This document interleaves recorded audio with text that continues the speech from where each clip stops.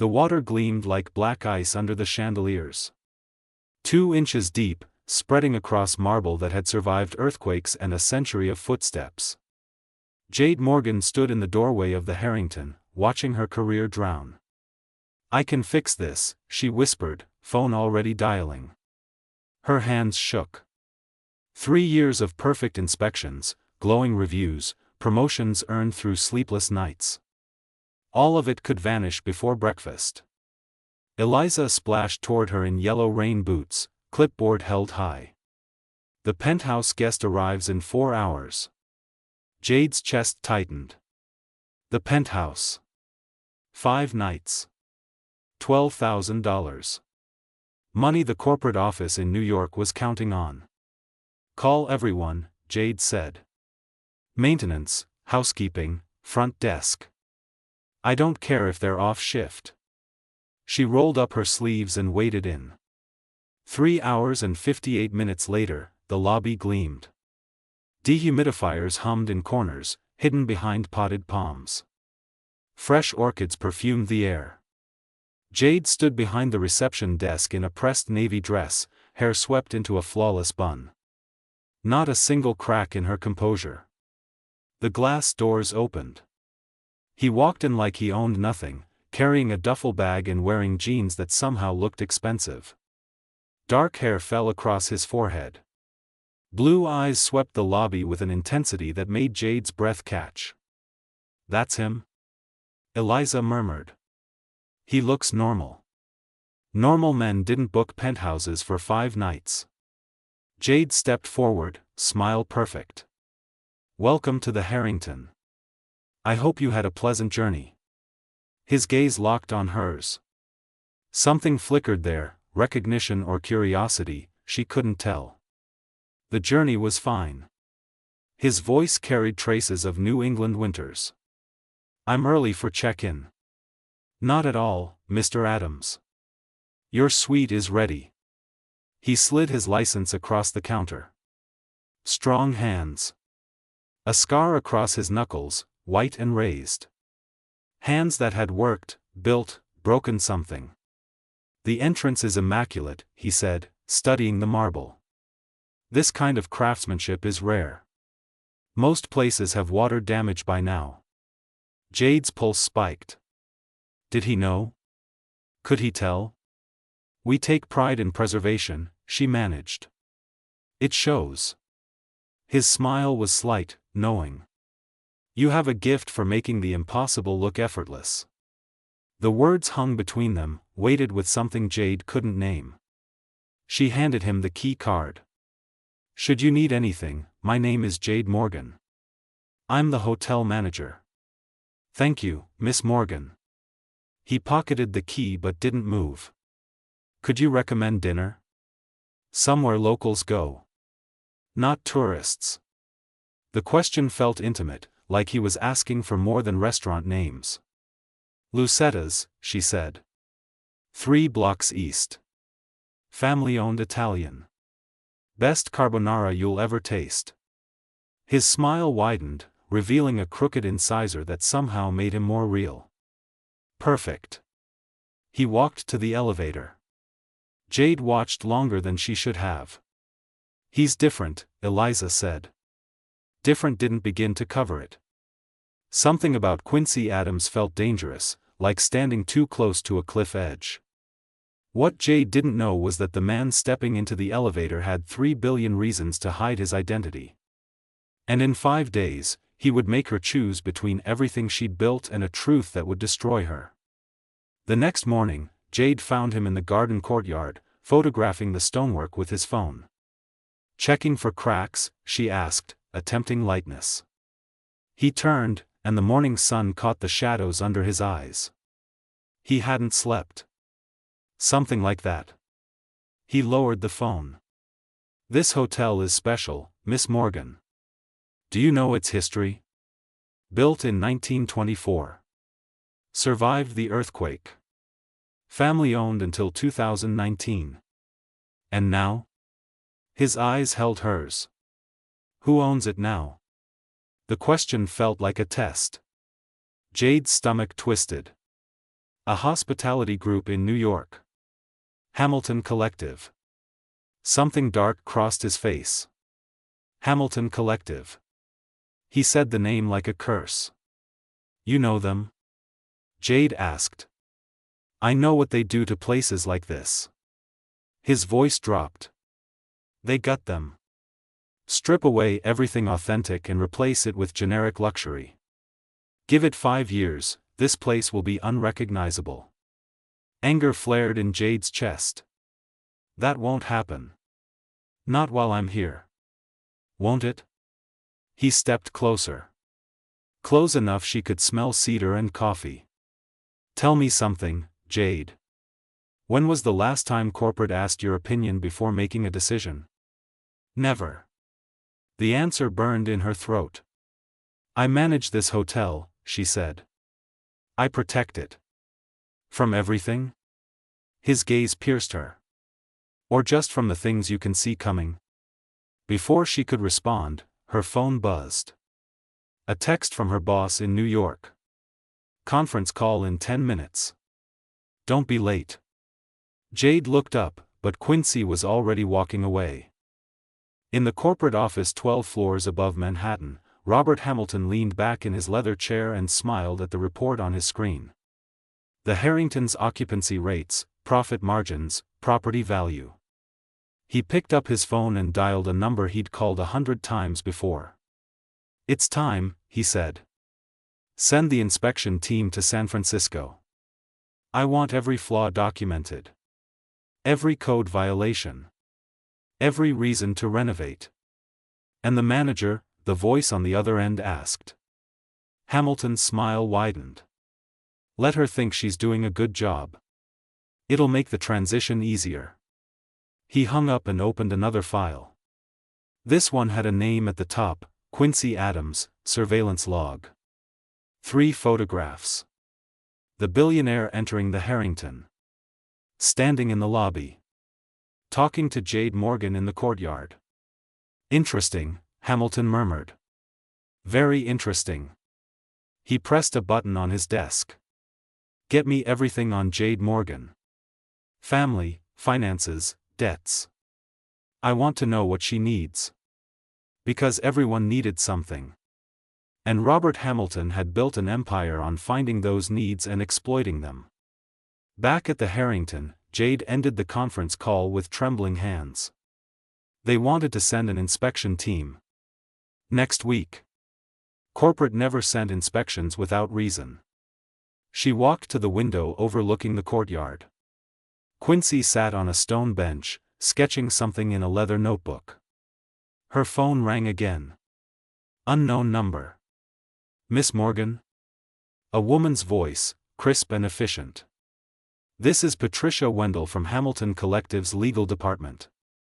I need to speak with you about a sensitive matter. In person.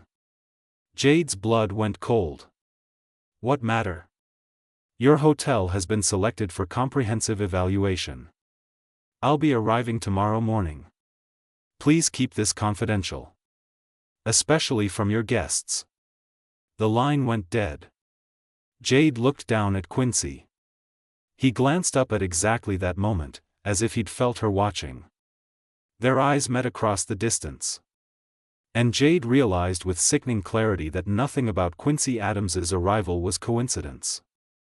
Patricia Wendell arrived at 9 a.m. sharp, wearing a suit that cost more than Jade's monthly rent and carrying a briefcase that looked like it held verdicts. Show me everything, Patricia said without greeting. Maintenance logs, employee files, incident reports. All of it. Jade led her to the office, heart hammering. May I ask what this is about? Evaluation. Patricia's smile was surgical. Hamilton Collective wants to ensure our properties meet evolving standards. For 3 hours, Patricia dissected the Harrington like a coroner examining a body. She photographed walls, tested faucets, ran her finger along baseboards searching for dust that wasn't there. The flood yesterday, Patricia said, not looking up from her tablet. Tell me about that. Ice flooded Jade's veins. How did you know about that? I know everything, Miss Morgan. Patricia finally met her eyes. The question is whether you handled it properly. Or if you covered up damage that should have been reported to corporate immediately. I fixed it, Jade said. No guests were inconvenienced. No permanent damage. You decided that. Patricia's voice was velvet over steel. Without consulting the property owners. Without professional assessment. What if there's structural damage you missed? There isn't. How do you know? Patricia leaned forward. Are you a licensed contractor? An engineer? Jade's jaw clenched. I've managed this hotel for 3 years without a single major incident. Until yesterday. Patricia smiled. I'll need access to the penthouse suite. I understand you have a guest there currently. Yes. Mr. Adams. I'll need to inspect during his absence. Arrange it. After Patricia left, Jade sank into her chair, head in her hands. The walls were closing in. A knock. Eliza peeked in, face pale. That woman asked me about you. Personal questions. Your education, your family. What did you tell her? The truth. Eliza looked miserable. That your mom's in a care facility. That you work double shifts to cover her bills. That you've turned down better paying jobs because you love this place. Jade's chest ached. Her mother's Alzheimer's had stolen everything except the medical debt. The Harrington wasn't just her career. It was her mother's medication, her dignity, her hope. It's okay, Jade whispered. But it wasn't. That evening, she found Quincy in the hotel bar, nursing a whiskey and reading a book about historical preservation. Of course he was. May I join you? She asked. He gestured to the empty seat. Up close, she noticed the exhaustion in his eyes, the tension in his shoulders. A man carrying weight he couldn't put down. Rough day? He asked. You could say that. Jade ordered a wine she couldn't afford. Can I ask you something? Depends on the question. Why are you really here? His hand tightened on his glass. I told you. I appreciate good craftsmanship. You're lying. The wine arrived. Jade took a long sip. I've managed this hotel long enough to know when guests are hiding something. You're not on vacation. You're investigating. Quincy was silent for a long moment. Then he smiled, sad and genuine. You're perceptive. So tell me the truth. He studied her face like he was memorizing it. What if the truth makes everything worse? For who? For you. The words hung between them, intimate and dangerous. Jade's pulse raced. I can handle the truth, she said. Can you? Quincy leaned closer. Because in my experience, people say that right before they learn something that destroys them. Try me. He opened his mouth, then stopped. His gaze shifted past her shoulder. Your corporate friend is back. Jade turned. Patricia stood in the doorway, watching them with predatory interest. Miss Morgan, Patricia called. A word. Now. Jade stood, legs unsteady. Quincy caught her wrist, his touch electric. Be careful, he murmured. She's not here to help you. How do you know? His jaw tightened. Because I know her employer. Patricia led Jade to the garden courtyard, away from guests and cameras. The night air smelled like jasmine and rain. I've completed my evaluation, Patricia said. I'm recommending the Harrington for immediate renovation. The words hit like a physical blow. What? Why? The flood damage. Structural concerns. Outdated systems. Patricia's smile was pure poison. Don't worry. You'll be compensated. 3 months severance. Hamilton Collective is very generous. Severance? Jade couldn't breathe. You're firing me? Reassigning. There's a position available in our Las Vegas property. Front desk supervisor. The pay is comparable. I'm the manager here. You were. Patricia pulled out a document. Sign this. It's a non-disclosure agreement. You'll agree not to discuss the hotel's condition with anyone. Including the press. Including lawyers. And if I don't sign? Then you're terminated for cause.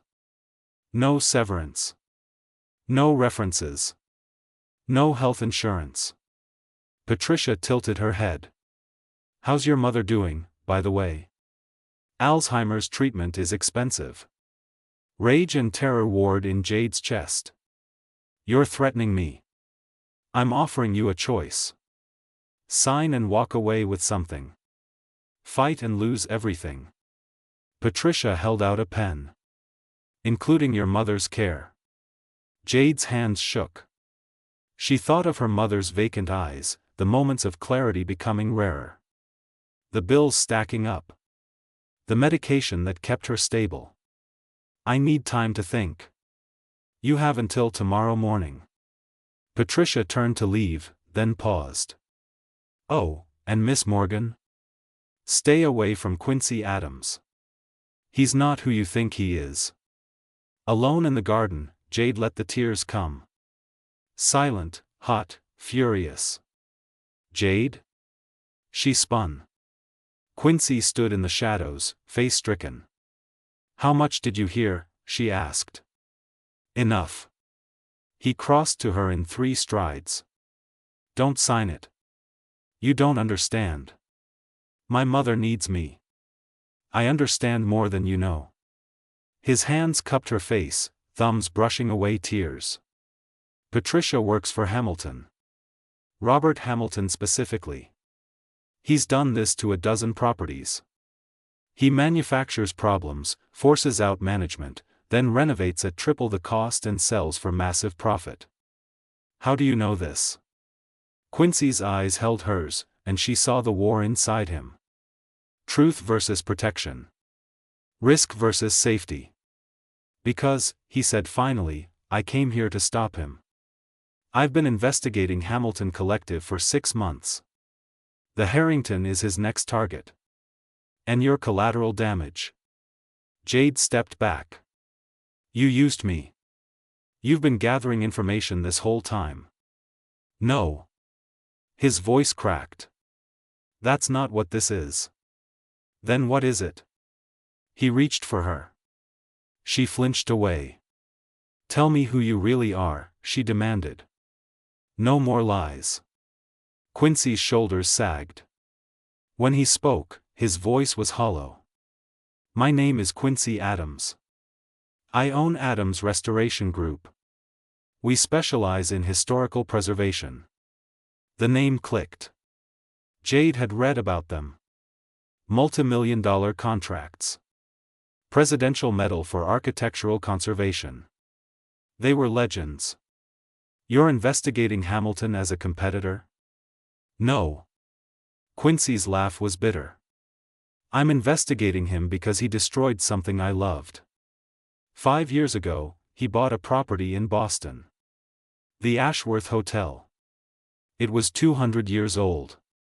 Irreplaceable. He promised to preserve it. His voice broke. He gutted it.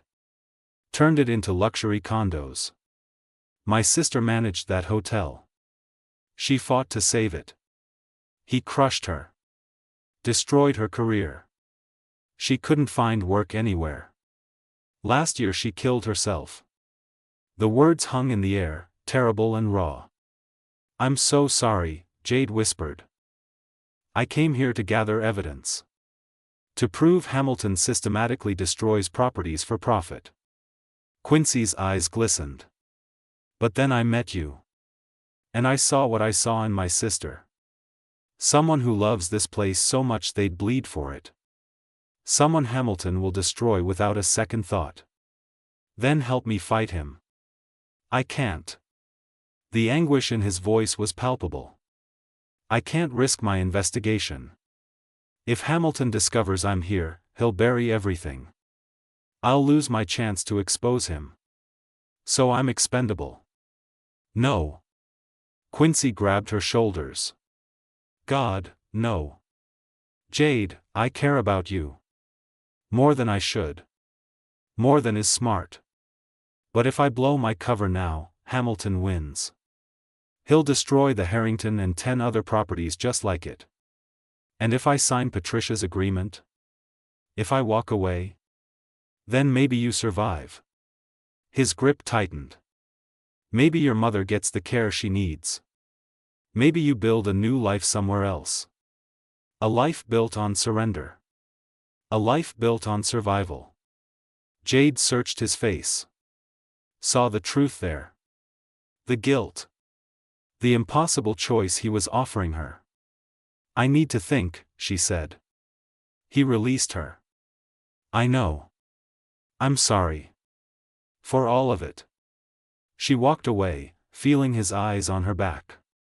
Feeling the weight of tomorrow's decision crushing her lungs. In her office, Jade pulled out her mother's latest medical bill. $12,000. The same amount as Quincy's penthouse stay. Her computer chimed. An email from Patricia with the NDA attached and a subject line, your choice. Your consequence. Jade opened her desk drawer. Inside was a folder she'd kept for 3 years. Evidence of every corner Hamilton Collective had cut. Every inspection they'd rushed. Every violation they'd overlooked in other properties. She'd been collecting it without knowing why. Insurance, maybe. Or hope that someone would care enough to look. Her phone buzzed. A text from an unknown number. Meet me on the roof. Midnight. Come alone. I have something you need to see. No signature. But Jade knew. At 11:58 p.m., she climbed the service stairs to the roof. The city glittered below, beautiful and merciless. Quincy stood at the edge, silhouetted against the lights. I shouldn't be here, Jade said. I know. He turned. But you came anyway. What did you want to show me? He held out a manila folder. Everything I have on Hamilton. 5 years of crimes. Fraud. Bribery. Extortion. Enough to bury him. Jade took the folder. Flipped it open. Saw documents, photos, testimonies. A paper trail of destruction. Why are you showing me this? Because I can't ask you to trust me without showing you I trust you first. Quincy's voice was raw. And because you deserve to know what you're up against. What we're both up against. We? He stepped closer. I've made my choice, Jade. I'm choosing you. Choosing the Harrington. If Hamilton finds out I'm here, so be it. But I'm not letting him destroy you the way he destroyed my sister. You'd risk everything? I already have.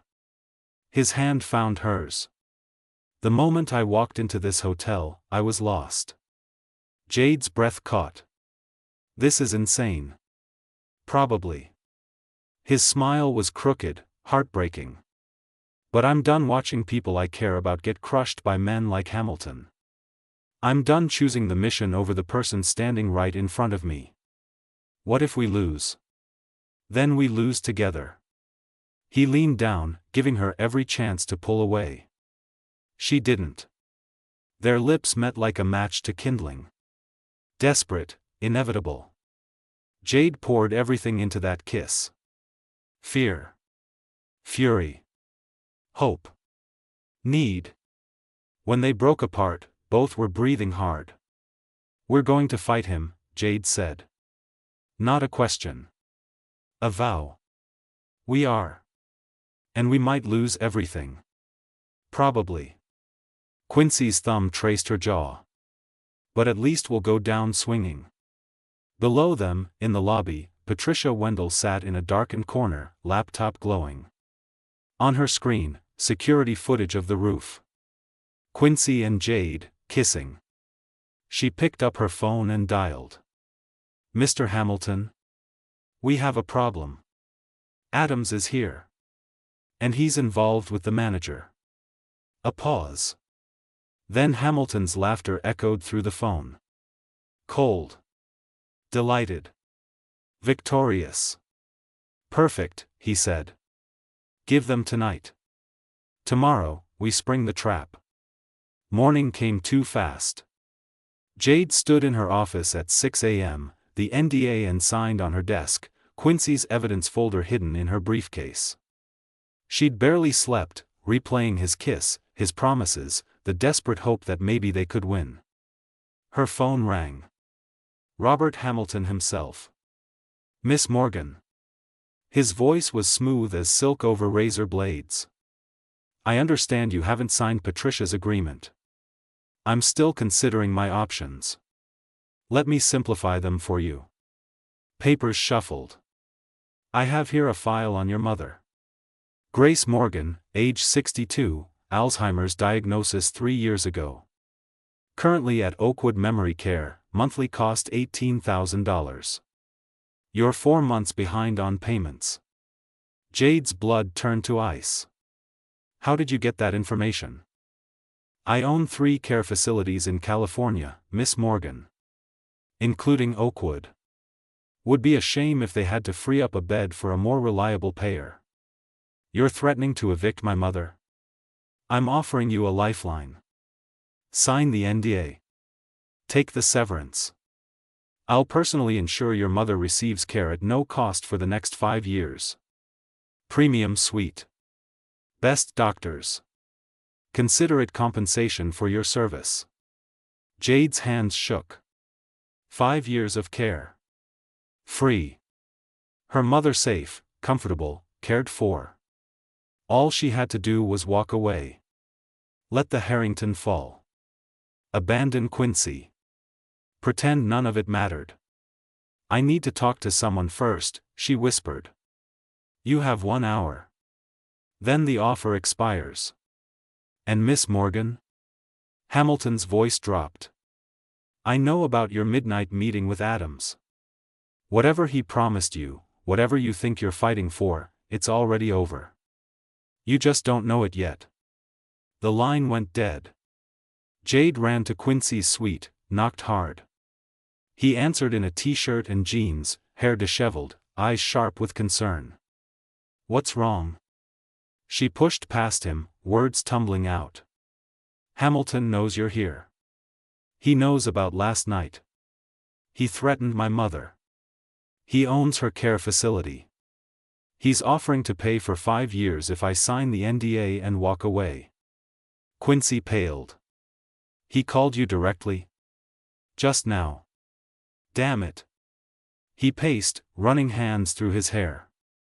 "He's moving faster than I expected. We need to go public now. Today. I'll call my lawyers, contact the press." "And my mother?" Jade's voice cracked. "What happens to her when Hamilton retaliates? When he destroys my reputation and makes sure I never work again? I'll take care of her. I'll pay for everything." "With what?" "Your guilt." Tears burned her eyes. "Quincy, you told me yourself Hamilton buries people. Your sister fought him and lost everything. What makes you think we'll be different?" "Because I have evidence. Proof of his crimes." "Do you?" Jade's laugh was hollow. "Or do you have documents a team of corporate lawyers will shred in discovery? Photos that mysteriously disappear? Witnesses who suddenly recant? You think I haven't thought of that?" Quincy grabbed her shoulders. "I've spent 5 years building this case. I'm not some naive idealist. I know how this works." "Then you know we're going to lose." "Maybe." His grip tightened. "But I thought you wanted to fight." "I did." Jade's voice broke. "Last night, with you, I believed it was possible. But in the cold light of day, with my mother's life on the line, I can't afford to be that stupid. So what are you saying? She met his eyes, hating herself. I'm saying I have to sign. I have to protect my mother. Even if it means Hamilton wins? Even then. Quincy released her like she'd burned him. You're giving up. I'm surviving. By letting him destroy everything you love? He's already destroyed it. Jade's shout echoed off the walls. The moment he set his sights on the Harrington, it was over. We were just too arrogant to see it. I can't believe you're doing this. Believe it. She turned away, unable to look at his face.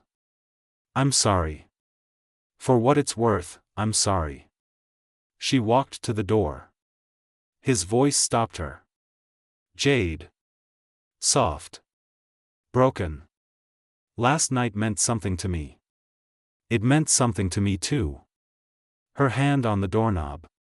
That's why this hurts so much. She left before he could see her cry. In Patricia's temporary office, Jade signed the NDA with a hand that didn't feel like her own. Each stroke of the pen was a small death. Excellent choice. Patricia smiled. Your mother will receive confirmation of her new care package by this afternoon. As for you, there's a flight to Las Vegas tomorrow morning. First class. Hamilton Collective takes care of its people. I need a few days to wrap things up here. Of course. Take the week. Say your goodbyes. Patricia's smile sharpened. Oh, and one more thing. Mr. Adams will be checking out this afternoon. Earlier than planned. Something about urgent business in New York. Jade's heart clenched. He's leaving? His choice. Though between you and me, I think he finally realized when he's beaten. Patricia leaned back. Men like Adams, they think their money and connections make them invincible. They forget that real power isn't about wealth. It's about knowing what people need and controlling whether they get it. Jade walked out, feeling hollow. The hotel hummed around her, oblivious to its death sentence. Guests checked in, ordered room service, complained about water pressure. Normal. As if the world wasn't ending. Eliza found her in the garden. Is it true? You signed? I had to. But Quincy was going to help us fight. Quincy was going to get us killed. Jade stared at the fountain, watching water circle and fall. Hamilton's too powerful. We never had a chance. So that's it? We just surrender? We survive. Jade turned to her assistant. Take my advice, Eliza. When they offer you a job somewhere else, take it. Don't stay loyal to a sinking ship. What about loyalty to you? The question broke something in Jade. Loyalty is a luxury. I can't afford it anymore. She walked away, leaving Eliza staring after her. At 2 p.m., Quincy came to her office. He looked wrecked. Unshaven, eyes red. I'm checking out, he said. I heard. I wanted to say goodbye. Goodbye. Jade didn't look up from her computer. That's it? That's all you have to say? What do you want from me, Quincy? She finally met his eyes. An apology? Forgiveness? I made my choice. You made yours. Let's not pretend there's anything left to say. I made my choice. His laugh was bitter. I chose you. I was willing to risk everything for you. And I'm grateful. Truly. But gratitude doesn't pay for my mother's medication. It doesn't keep her safe when Hamilton decides to punish me for your investigation. So you traded the Harrington for her safety. In a heartbeat. Jade stood. Maybe you can't understand that because you lost your sister. Because you blame yourself for not fighting harder. But I'm not going to make that mistake. I'm not going to sacrifice my mother on the altar of your revenge. The words hit him like physical blows. His face went white. That's not fair. Nothing about this is fair. Jade's voice was ice. Now please leave. I have work to do. He stared at her for a long moment. Then he turned and walked out. Jade waited until the door closed before she allowed herself to break. On the roof that night, she stood where they'd kissed. The city glittered below, beautiful and uncaring. In her pocket, her phone buzzed with a text from the care facility confirming her mother's new care package. Premium suite. 5 years. Paid in full. She should feel relieved. Grateful. Safe. Instead, she felt like a coward. Another text. Unknown number. She opened it, expecting spam. What she saw made her blood freeze. A photo. Quincy and Patricia, sitting in a cafe. His hand on hers. Both smiling. The timestamp, 3 days before he'd checked into the Harrington. Another photo. Quincy and Patricia, walking into a law office together. Another. Quincy signing documents while Patricia watched. A text followed, thought you should know who you were really dealing with. He's been working with Hamilton all along. The investigation was fake. His sister never existed. You were the mark, Jade. And you fell for it perfectly. No signature. But Jade knew. She dialed Quincy's number with shaking hands. It rang once, then went to a voicemail that had been disconnected. She called the penthouse suite. I'm sorry, Miss Morgan, the front desk clerk said. Mr. Adams checked out 2 hours ago. He left no forwarding information. Jade stood on the roof, phone clutched in her hand, and felt the last pieces of her heart crumble. She'd been so stupid. So desperate to believe someone could save her. So ready to trust a man who'd walked in with a sob story and a hero complex. He'd played her. Perfectly. Hamilton had sent him to make sure she signed. To give her hope, then rip it away. To break her so completely she'd never fight again. And it had worked. Jade looked down at the street 40 stories below. At the city that had once felt like home. At the life she'd built and lost in the span of a week. Her phone buzzed one more time. A text from Patricia, "Welcome to the Hamilton family, Jade. You're going to fit right in." Far away, in a penthouse overlooking Central Park, Quincy Adams sat in the dark, staring at his phone. At the text he'd received an hour ago from an unknown number. A photo of Patricia and a man who looked like him. Same build, same hair, wearing Quincy's coat and sunglasses. Deep fake quality, but good enough to fool someone who wanted to believe the worst. The text with it, "Don't try to contact Jade Morgan. She thinks you betrayed her. That you were working for Hamilton all along. By the time you read this, she'll have signed the NDA and accepted the severance. You lose. She loses. Hamilton wins. Again." Quincy threw his phone across the room. He'd fallen for it. He'd let Hamilton bait him into leaving. Let his own guilt about his sister make him vulnerable. And now Jade thought he'd betrayed her. His phone rang. A blocked number. He answered. Mr. Adams. Hamilton's voice, smug and victorious. "I believe you and I should meet. Tomorrow. My office. There's something I'd like to offer you. I'm not interested in anything you have. Not even proof that Jade Morgan is the one who betrayed you." Quincy's hand tightened on the phone. "What are you talking about? Come to my office. See for yourself. Unless you'd rather keep believing in fairy tales and lost causes." The line went dead. Quincy sat in the dark, mind racing. Nothing made sense. Unless everything made sense in the worst possible way. Unless Jade had been playing him from the start. Unless her tears, her kiss, her desperate fear had all been performance. Unless Hamilton had gotten to her first, and everything that followed was theater. He looked at his reflection in the darkened window. Saw a man who'd been played before. Who'd lost everyone he'd tried to save. Maybe it was time to stop trying. Quincy stood outside Hamilton's office the next morning, every instinct screaming at him to turn around. But the photos wouldn't leave his mind. Patricia and someone who looked exactly like him. The timestamps. The details. What if he'd been wrong about Jade? What if her capitulation wasn't defeat but calculation? The receptionist led him through glass doors into an office that cost more than most people's houses. Hamilton sat behind a mahogany desk, expensive suit, expensive watch, expensive smile. "Mr. Adams. Thank you for coming. Show me what you have." Hamilton slid a tablet across the desk.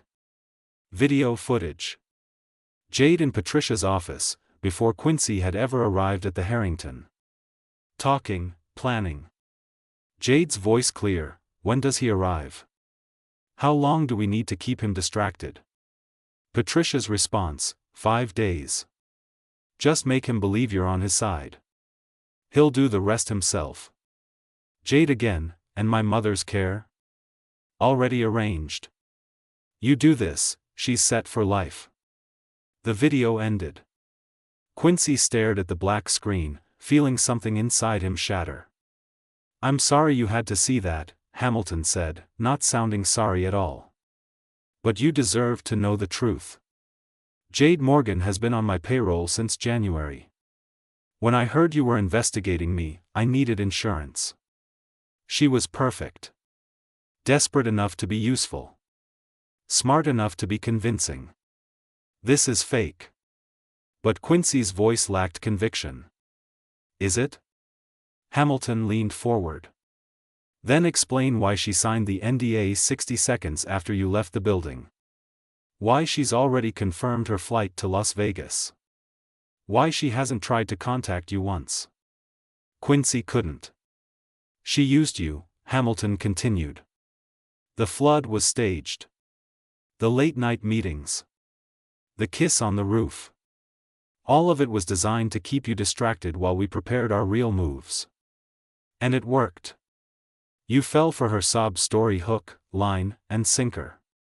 What do you want from me? To make you an offer." Hamilton stood, walked to the window. "You're a brilliant man, Adams. Your restoration work is remarkable. I could use someone with your expertise. Work with me instead of against me. I'll pay you double whatever you're making now. Give you access to properties across the country. All I ask is that you stop digging into my business and start building it with me. You want me to help you destroy historic buildings? I want you to help me make them profitable. There's a difference." "No." Quincy stood. "There isn't. Think about it."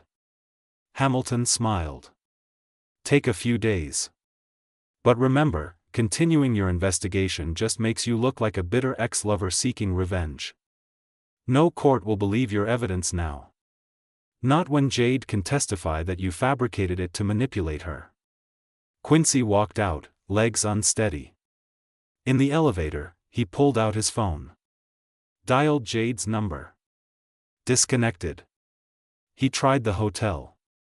"I'm sorry, sir. Miss Morgan is no longer available to take calls." He stood on the Manhattan sidewalk, crowds flowing around him, and felt more alone than he'd been since his sister died. A text buzzed. "Unknown number, she never loved you. She was paid to make you think she did. Let it go." Quincy deleted it. But the words stayed. In San Francisco, Jade stood in her empty apartment, packing the last of her belongings. The flight to Las Vegas left in 6 hours. A new job. A new life. Her mother safe and cared for. Everything she'd wanted. So why did it feel like dying? Her phone rang. A blocked number. She answered against her better judgment. Miss Morgan. Hamilton's voice made her skin crawl. Just wanted to personally thank you for your cooperation. And to let you know that Mr. Adams saw the video.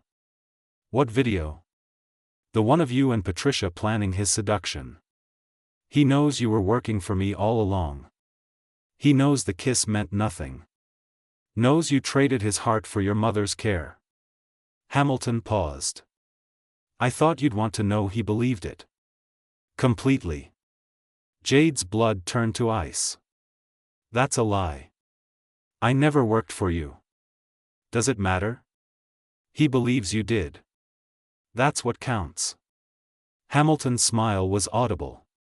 Don't try to contact him. I've blocked your number from his phone. And if you speak to anyone about this conversation, your mother's care package disappears. Along with her current placement. Are we clear? Crystal. Good. Enjoy Las Vegas, Miss Morgan. Oh, and one more thing. The Harringtons' demolition starts next month. I thought you'd want to know. The line went dead. Jade sat on her apartment floor, surrounded by boxes, and realized the scope of Hamilton's trap. He hadn't just separated her and Quincy. He'd made them believe they'd betrayed each other. Made it impossible for them to trust, to reconnect, to fight back together.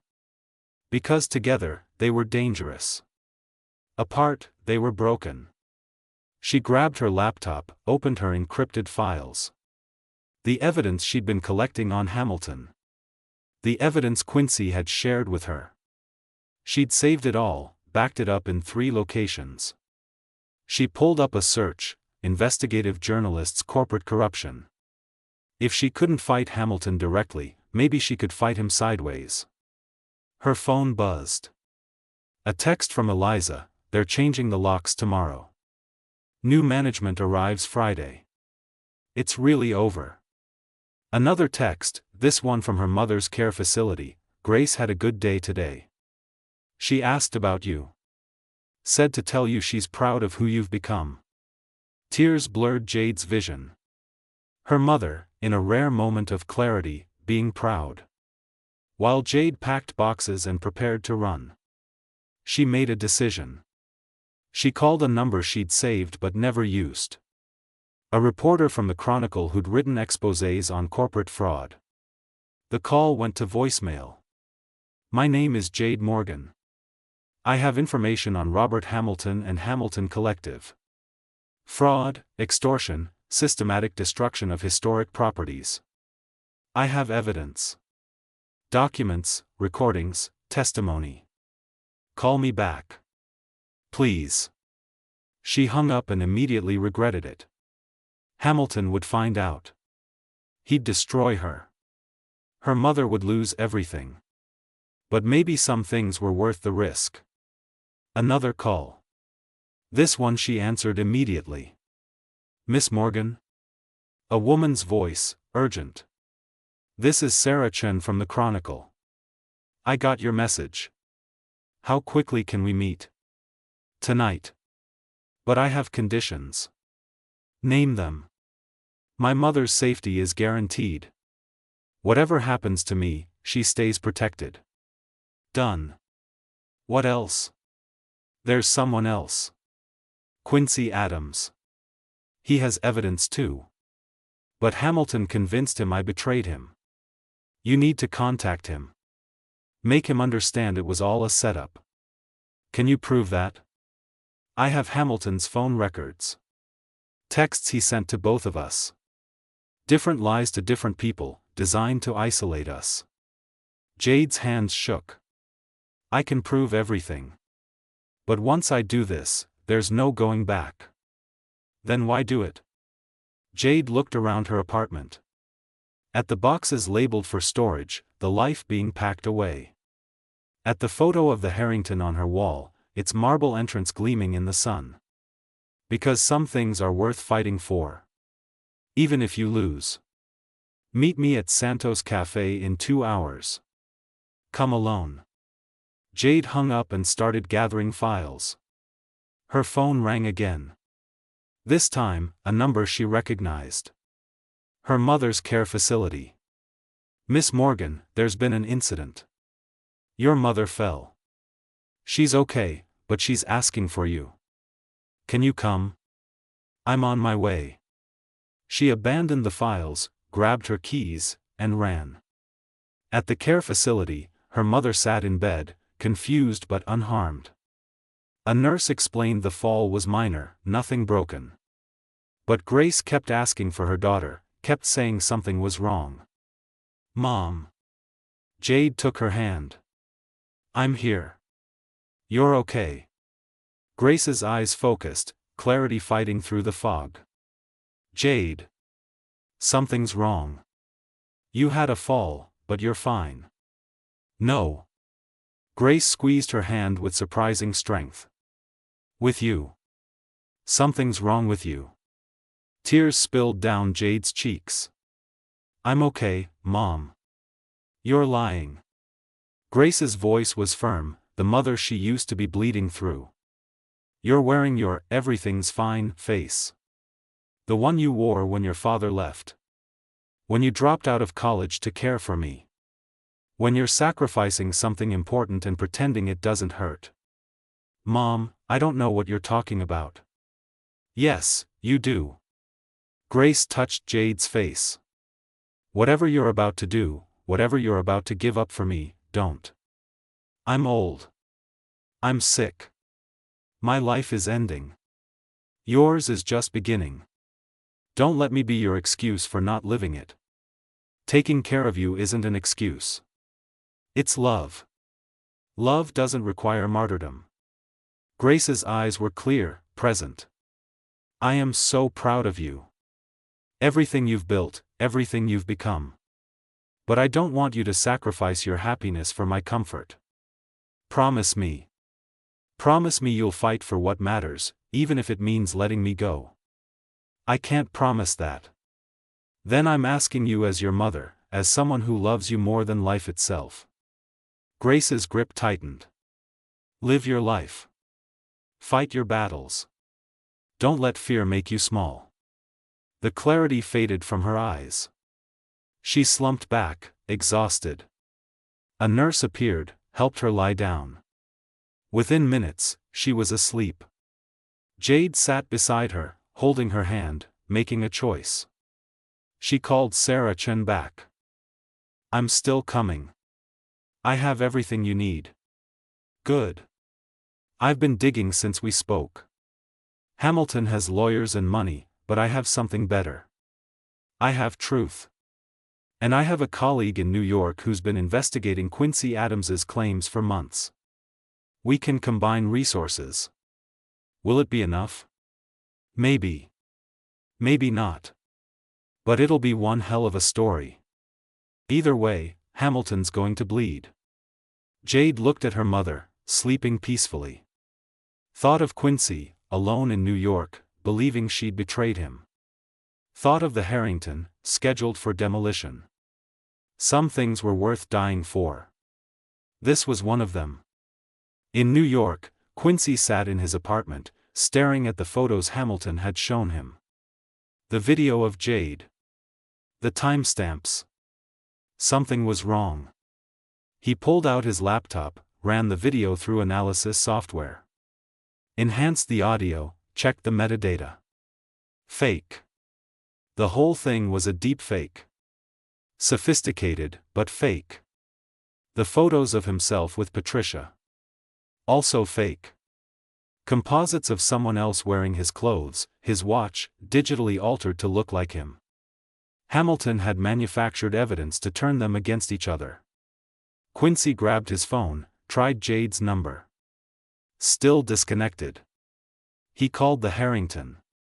Miss Morgan no longer works here, the new manager said. Can I help you with something else? He hung up, mind racing. He had to find her. Had to make her understand.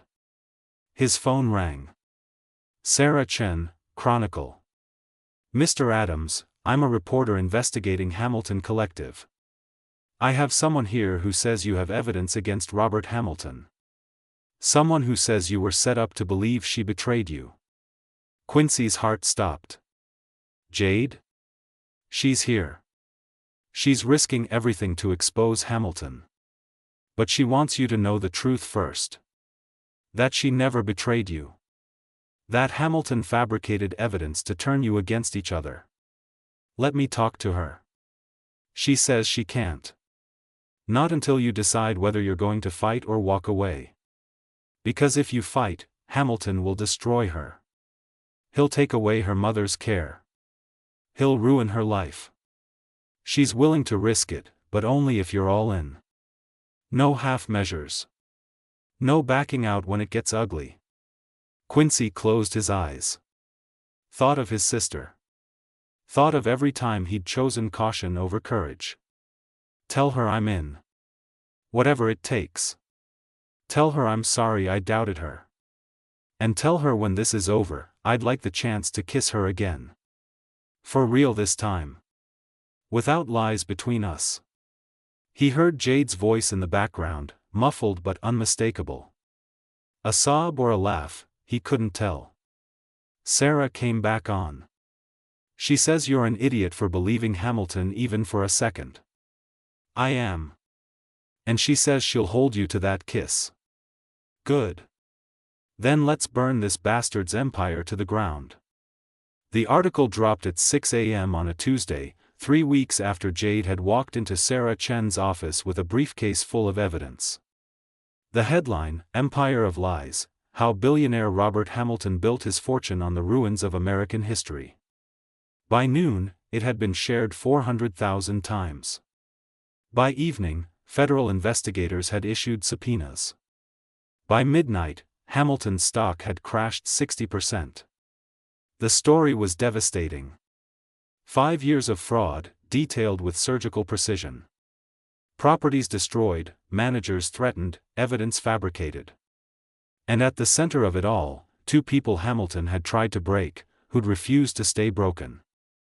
Jade read it on her phone in her Las Vegas apartment, hands shaking. Sarah had protected her name, using pseudonyms and careful sourcing. But Jade knew every word, every detail. She'd lived it.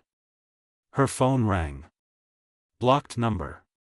She debated answering. Jade. Quincy's voice, rough with exhaustion. Are you okay? I'm alive. She laughed, high and shaky. Hamilton's lawyers called twice. His PR team offered me money to recant. I told them to go to hell. Me too. 4 different ways. He paused. I'm sorry. For doubting you. For leaving. You came back. That's what matters. I want to see you. I know. I want that too. But Hamilton's not done. He's wounded, but not dead. Until the trials are over, until we testify, we're both targets. Then I'll be a target next to you instead of across the country. Jade smiled despite everything. You're flying to Las Vegas? I'm already here. Have been for 2 days. Waiting for you to be ready. Her breath caught. Where? Look out your window. She walked to the window, pulled back the curtain. Across the street, standing in the parking lot, phone to his ear, was Quincy. He looked up, met her eyes across the distance. They hung up simultaneously. Jade ran. They met in the middle, crashing together like waves.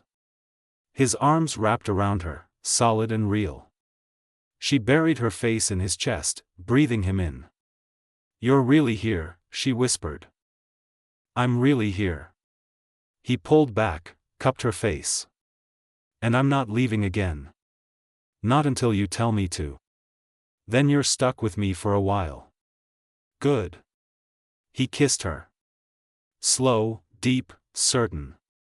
Nothing like the desperate kiss on the hotel roof. This was a promise. A beginning. When they broke apart, both were crying. What happens now? Jade asked. Now we fight. Together. No more secrets, no more running. We see this through to the end. It's going to get ugly. Let it. Quincy's smile was fierce. I'm done being afraid of ugly. Ugly means we're alive. Means we're fighting. Over the next 6 months, ugly barely covered it. Hamilton's lawyers came at them with everything. Character assassination, frivolous lawsuits, threats veiled and explicit. Jade's mother's care facility tried to evict her twice. Quincy's business lost 3 major contracts. But they held the line. Jade testified before a federal grand jury, voice steady, evidence irrefutable. Quincy provided documentation spanning 5 years. Other victims came forward, emboldened. A hotel manager in Boston. A preservation architect in Chicago. A city council member in Atlanta. One by one, Hamilton's empire crumbled. The trial lasted 3 months. Jade sat in the gallery every day, watching Hamilton's expensive lawyers try to salvage the unsalvageable. Quincy sat beside her, their hands linked. When the verdict came, guilty on 17 counts, Jade felt no triumph. Only exhaustion. It's over, Quincy said. Is it? Jade looked at him. Hamilton's going to appeal. This could drag on for years. Then we'll fight for years. He kissed her temple. I'm not going anywhere. But life had other plans. 2 weeks after the verdict, Jade got a call from Oakwood Memory Care. Her mother had suffered a stroke. Massive, catastrophic. The doctors gave her hours. Jade sat by her bedside, holding her hand, watching her breathe. Quincy stood in the doorway, giving her space but refusing to leave. Grace's eyes opened, cloudy but aware. Jade. I'm here, Mom. Did you fight? Tears streamed down Jade's face. We won. Hamilton's going to prison. Grace smiled. Good girl. Her hand tightened weakly. The man in the doorway. That's him? Yes. Good. Her breathing rattled. Don't let him go. Don't let fear make you small. I won't. I promise. I'm so proud of you. I know, Mom. I know. Grace's eyes closed. Her breathing slowed. Stopped. Jade sat holding her mother's hand long after the nurses came, long after the machines were turned off. Quincy finally pulled her away, held her while she shattered. At the funeral, Jade stood by the grave and felt the weight of everything. Her mother, the Harrington, the fight, the cost. All of it pressing down until she could barely breathe. She was right, you know, Quincy said softly. About not letting fear make you small. I'm so tired of fighting. I know. He took her hand. So rest. But don't quit. Not now. Not after everything. What if I don't have anything left to give? Then lean on me until you do. Jade looked at him, this man who'd walked into her hotel as a stranger and become her anchor. Why are you still here? You got your revenge. Hamilton's destroyed. You could walk away. I could, he agreed. But I don't want revenge anymore. I want you. I want a life that isn't defined by what was taken from me. I want to build something instead of burning things down. Like what? Like us. He pulled a folder from his coat. I bought the Harrington. Jade stared. What? Hamilton's assets were liquidated. The hotel went to auction. I bought it. He handed her the folder. I want you to manage it again. Restore it properly this time. Make it what it should have been. Quincy, I can't. Why not? Because I failed it once. Because I let Hamilton take it. Because I walked away. You survived. His voice was firm. You protected your mother. You exposed corruption. You changed laws. That's not failure. That's heroism. I don't feel like a hero. Heroes rarely do. He opened the folder, showed her architectural plans. But you are one. And the Harrington needs you. I need you. Jade looked at the plans. At the hotel she'd loved and lost. At the chance to rebuild. What if I fail again? Then we fail together. Quincy smiled. But I don't think we will. I think we're going to build something beautiful. Something that lasts. Something that matters. She looked at him, this complicated, damaged, determined man who'd chosen her over revenge. Who'd stood beside her through testimony and trials and loss. Okay, she whispered. Let's build something beautiful. 6 months later, Jade stood in the Harringtons' renovated lobby, watching workers restore the marble, repair the chandeliers, bring the building back to life. Quincy stood beside her, arm around her waist. What do you think? He asked. I think it's going to be perfect. Almost perfect. He turned her toward him. There's one thing missing. What's that? He dropped to one knee. Jade's heart stopped. Jade Morgan, you walked into my life during the worst moment of yours and somehow made me believe in hope again. In justice. In love. I don't want to spend another day without you. Will you marry me? The ring was simple. A sapphire the color of his eyes. Yes.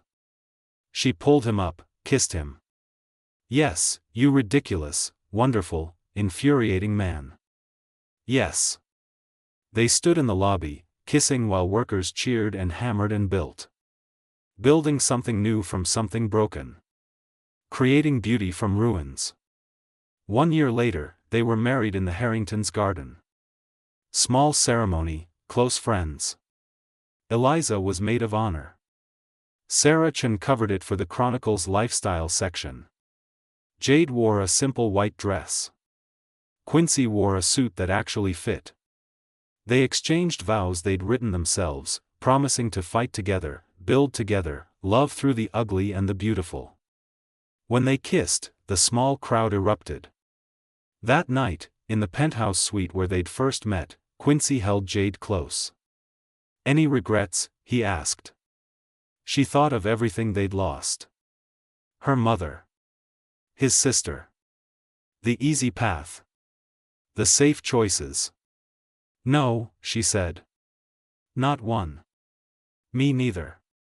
They fell asleep tangled together, the city glittering below, the hotel humming around them. A monument to survival. To courage. To the stubborn refusal to let cruel men win. In the morning, Jade would wake early, walk the halls of the Harrington, touch the restored marble, breathe in the smell of history and hope. She would check on guests, solve problems, make the impossible look effortless. But tonight, she simply slept. Safe. Loved. Home. The Harrington stood as it had for 100 years, weathering storms and floods and men who wanted to destroy it.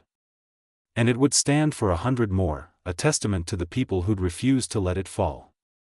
Some things were worth fighting for. Some people were worth believing in. And some loves were worth every scar earned in their defense. The end.